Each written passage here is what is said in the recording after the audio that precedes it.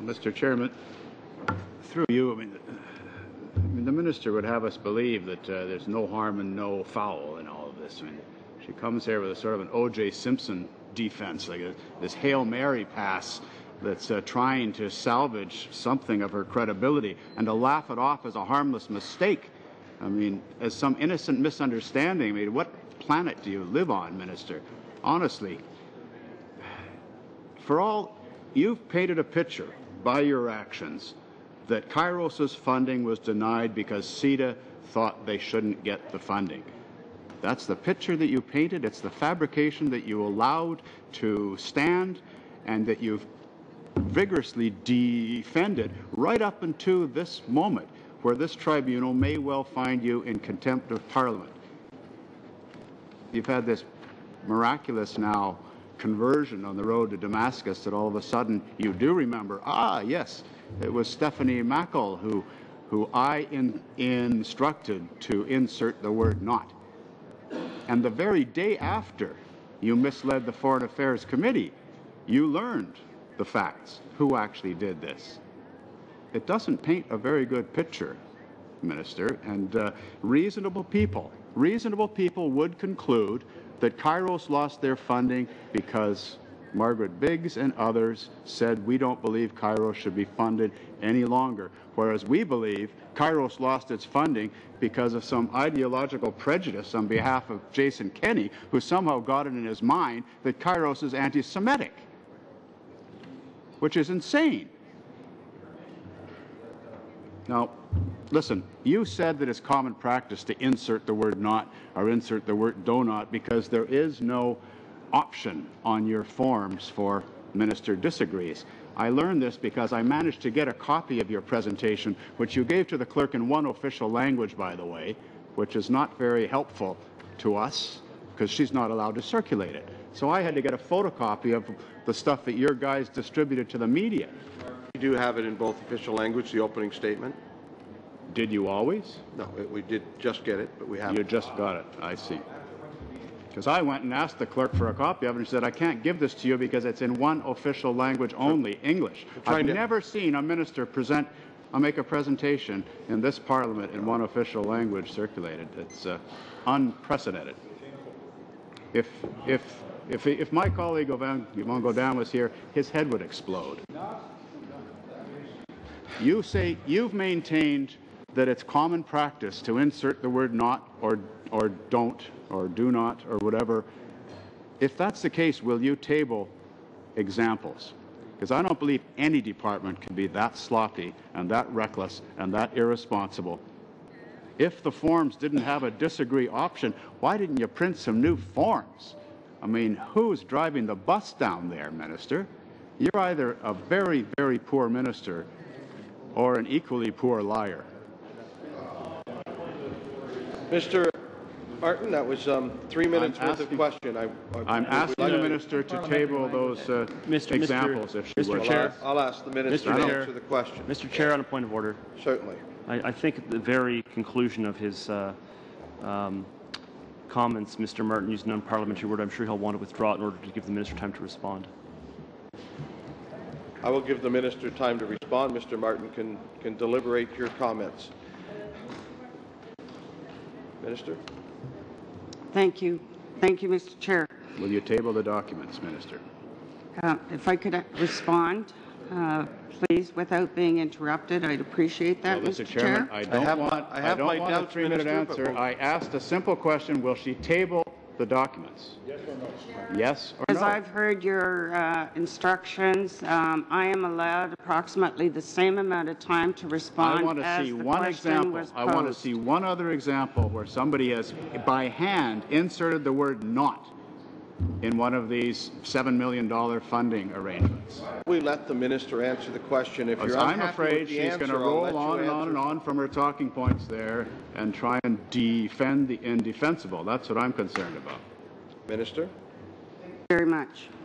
As I said, Mr. Chair, I have faith in the parliamentary procedure. I've come to this committee willingly, in full cooperation, and I would hope that I would receive a fair and balanced hearing here. I've come in good faith. Will you support your Allegations, comments name with calling, documentary etc., evidence? are not what was asked of this committee. No, I I'm would asking for suggest to you I've documentary come with the evidence. facts, I've come with the truth. I'm challenging the veracity of that truth, In response Mr. to the Chairman. question just posed to me, I would say to you, I have clearly stipulated, outlined that this was used.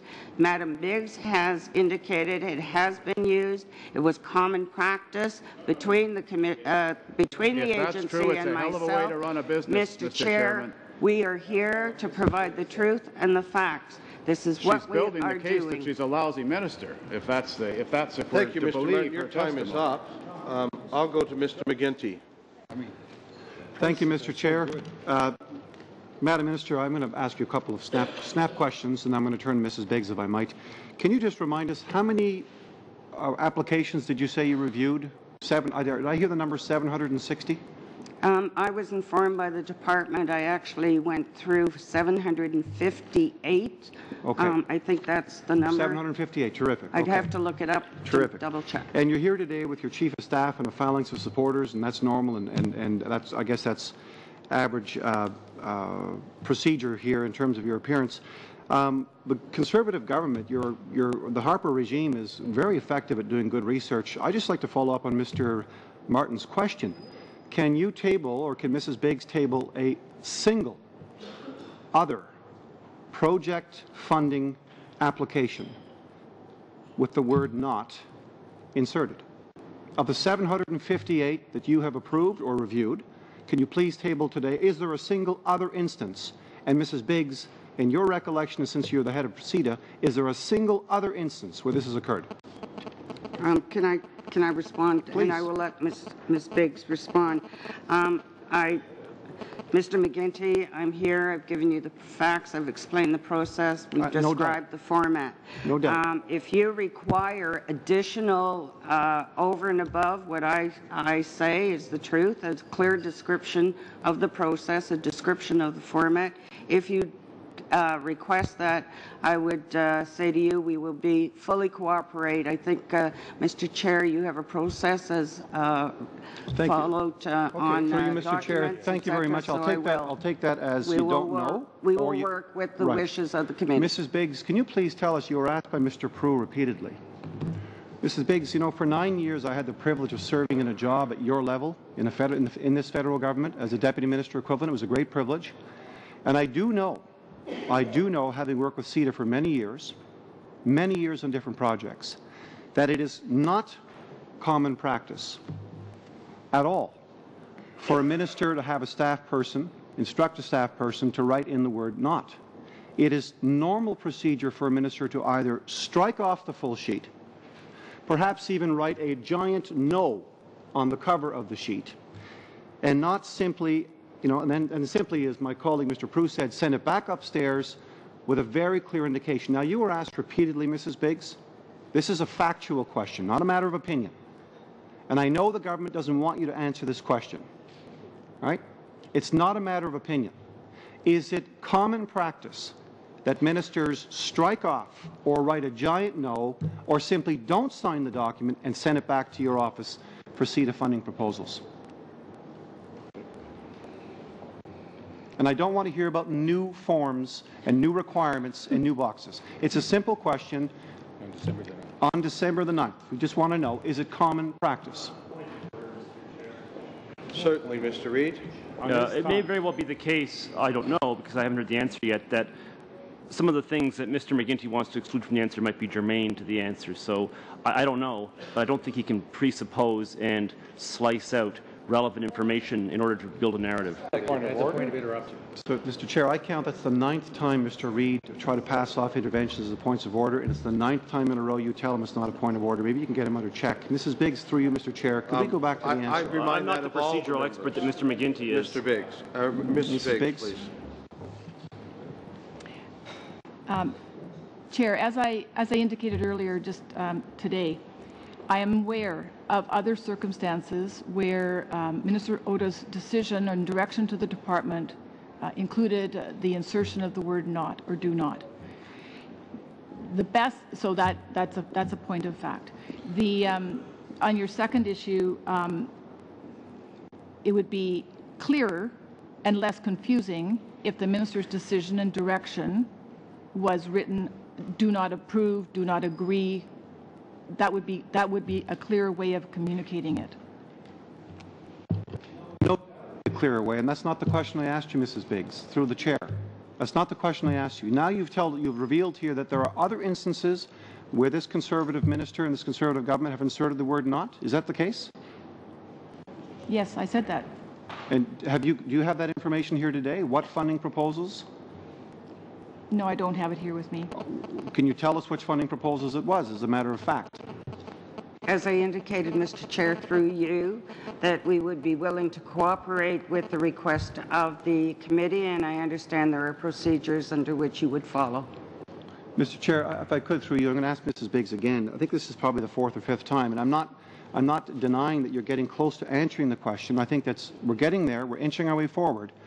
I wouldn't worry too much, Mrs. Biggs, about some of the other pressure you may be under. I think it's really important for you to answer this question. Is it normal practice for ministers to strike off funding approvals or write no or send it back upstairs unsigned? Isn't that the normal practice in terms of the funding proposals coming to you? Your time is up. Will allow an answer? It is a practice for ministers to convey their decisions to the department, and they do use different means. You can write do not agree, strike it across, as you said, no, do not agree, initial it, date it.